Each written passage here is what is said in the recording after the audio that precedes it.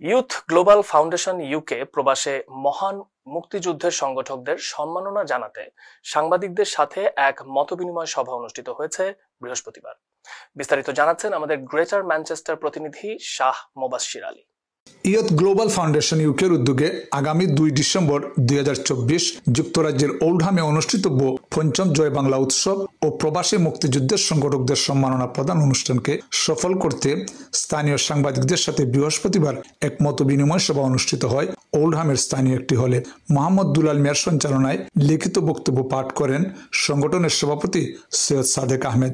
উপস্থিত ছিলেন শাহজানুর রাজা, শেখ হাফিজুর রহমান, নুরুল ইসলাম সুহাগ, লিয়াকত মিয়া ও শাহিনুল ইসলাম সহ সংগঠনের নেতৃবৃন্দ। ১৯৭১ সালের মহান মুক্তিযুদ্ধে প্রবাসী থেকে যারা স্বাধীনতা যুদ্ধে সহায়তা করেছেন, বিশেষ করে বাংলাদেশের পক্ষে জনমত গড়তে বিভিন্ন সভা সমিতিতে যোগ দিয়েছেন, শ্রম দিয়েছেন, অর্থ দিয়ে সহায়তা করেছেন, তাদেরকে সম্মান জানাতে ইয়ুথ গ্লোবাল ফাউন্ডেশন ইউকে গত ৪ বছর ধরে এই আয়োজন করে আসছে।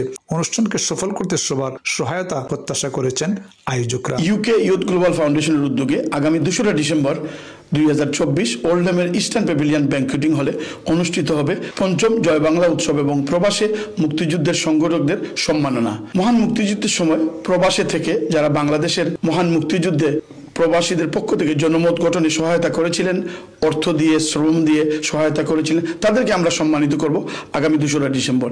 এতে আপনাদের সকলের সহযোগিতা প্রত্যাশা করছি। Shah Mobashwir Ali, NTV Europe, greater Manchester.